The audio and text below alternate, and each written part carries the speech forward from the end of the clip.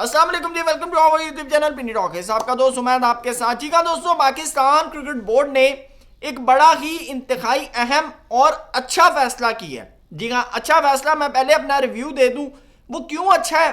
آگے چل کر آپ کو پوری سٹوری جو ہے وہ سمجھ آ جائے گی، کیونکہ پاکستان کرکٹ بورڈ اکثر اچھے فیصلے نہیں کرتا، اور اگر کرتا ہے تو بڑے ہی ڈیلے کرنے کے بعد کرتا ہے. لیکن اس بار یہ فیصلہ اچھا ہے، کیونکہ کسی بھی کرکٹ کی بہتری کے لیے جو اس کی کور ہوتی ہے، جو اس کی جڑ ہوتی ہے نا، وہ ہوتی ہے ڈومیسٹک.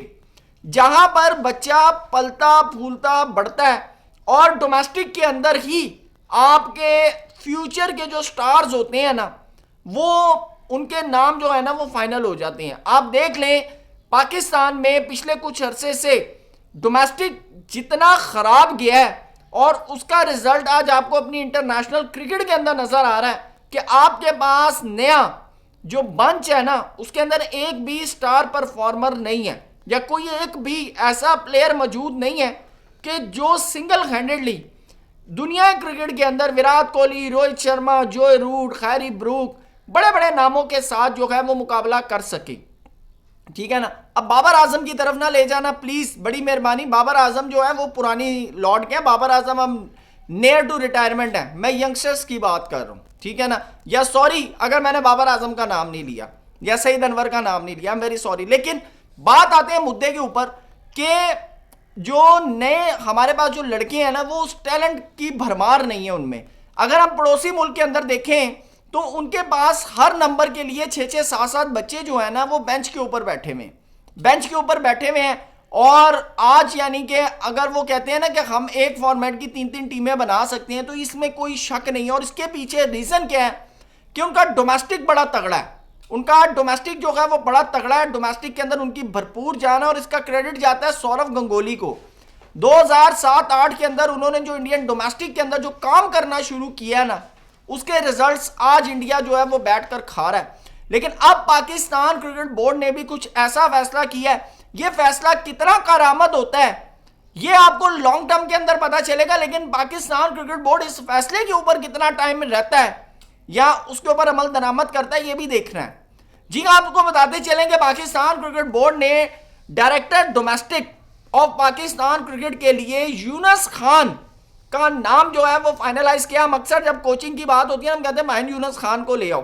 تو لیکن مسئلہ پتا کیا ہے، یونس خان نا یس مین آدمی نہیں ہے. جیب میں برش نہیں ہوتا ان کے، جیب میں ان کے کرین نہیں ہوتی. ٹھیک ہے نا. وہ کہتے ہیں سیدھی بات، نو بکواس.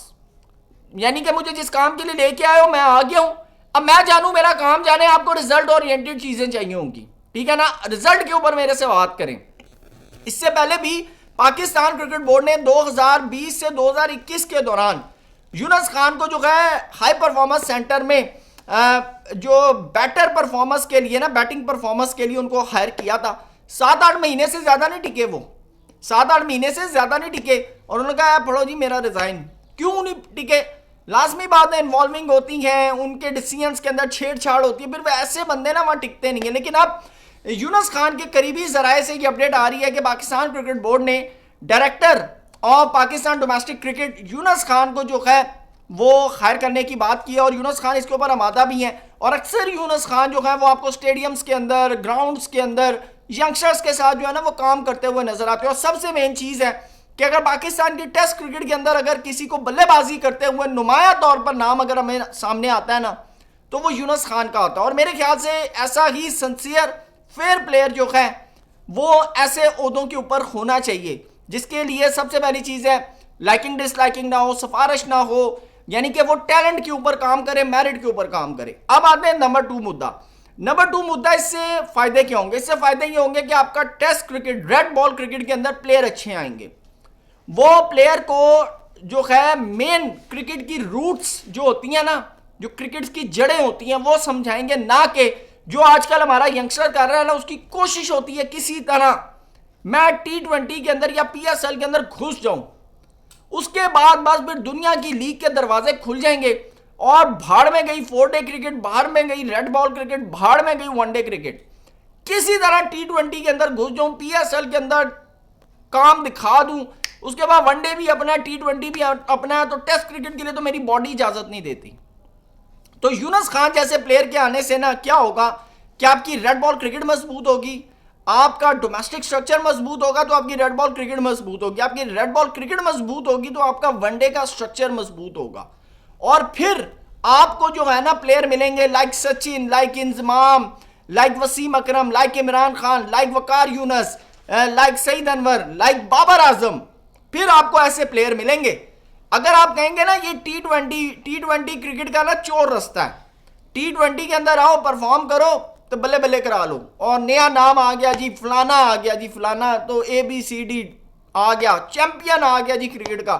لیکن جیسے ہی وہ بالنگ کرنے ون ڈے کے اندر آتا ہے تو ڈیتھ اوور نہیں ہوتا اس سے. آپ پلیز, میں جس کی طرف بات کروں اس کی طرف مسئلہ نہ لے کے جائیے گا, میں نے ان کے بارے میں بات نہیں کی, لیکن پھر بھی آپ کی جو کرکٹ کی مین کور ہوتی ہے نا وہ آپ کا ڈومیسٹک ہوتا ہے. اور اگر پاکستان کرکٹ بورڈ نے یہ فیصلہ کیا ہے تو یقین کریں میں اپریشیٹ کرتا ہوں اس کو.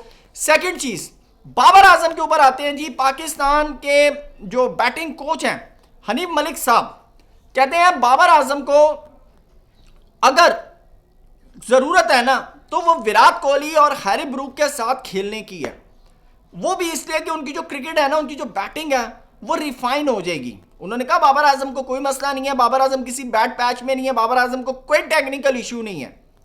اب میں نا حنیف ملک صاحب کی بات سے پریشان ہو گیا. میں نے کہا وراٹ کوہلی کے ساتھ میں کیسے کھلاؤں ان کو, ہیری بروک کے ساتھ کیسے کھلاؤں؟ چلیں ہیری بروک کے ساتھ تو کسی نہ کسی لیگ شیک میں کھیل لیتے ہیں, لیکن مین چیز ہے ان کو سڈنی سکسر میں اسٹیو سمتھ کے ساتھ کھیلنے سے فرق نہیں پڑا. حنیف ملک صاحب کیسی باتیں کر رہے ہیں آپ؟ مجھے نا اکثر جب لوگ بات کر رہے ہوتے ہیں نا تو ان کو بندہ بتائے اسٹیو سمتھ کے ساتھ کھیل کر آئے یار, وہ اسٹیو سمتھ کے ساتھ.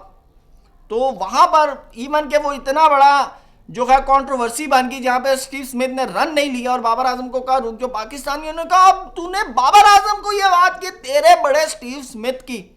یہ ہوا ہے پاکستان کے اندر. تو حنیف ملک صاحب نے پتہ نہیں کیسے بات کر دی. بہرحال عثمان طارق کہتے ہیں جی مجھے کرکٹ کی بھوک ہے, کہتے ہیں میں نے آج بھی 92 ماڈل کی گاڑی رکھی ہوئی ہے, مجھے کرکٹ کی بھوک ہے, پیسے شیسے مجھے نہیں چاہیے, اگر پیسے چاہیے تو اپنے گھر والوں کے لیے چاہیے, اپنے لیے نہیں چاہیے, مجھے صرف کرکٹ کی بھوک ہے, I am hungry for cricket. اور ویسے میں حیران ہو گیا, میں کہا عثمان طارق صاحب لوگ روٹی کے بارے میں کہتے ہیں, بلکہ ہمارے تو ڈائلاگ مشہور ہے سارا چکر ہی روٹی کا ہے, ٹھیک ہے نا. تو یہ عثمان طارق صاحب کے انہوں نے کہا جی میں 7-9 سال جو ہے نا میں فارغ رہا ہوں اور مجھے کرکٹ کی طلب ہے اور میں کرکٹ کھیلنا چاہتا ہوں. میں چاہتا ہوں جب میں ریٹائرمنٹ اناؤنس کروں نا تو لوگ وسیم اکرم, سوئنگ کے سلطان, راول پنڈی ایکسپریس, محمد یونس خان رنز مشین, اگلے کہیں بھائی دنیا میں سپنر آیا تھا نا تو عثمان طارق آیا تھا. لیکن عثمان طارق صاحب اس کے لیے محنت بڑی کرنی پڑے گی.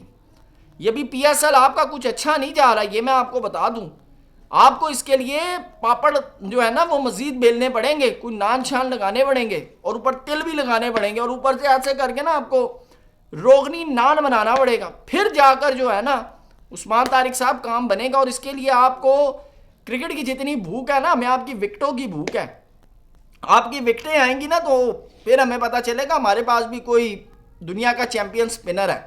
تو دوستو کتنا ایگری کرتے ہیں ان باتوں سے کمنٹ سیکشن میں ضرور بتائیے گا. تھینک یو سو مچ, اللہ حافظ.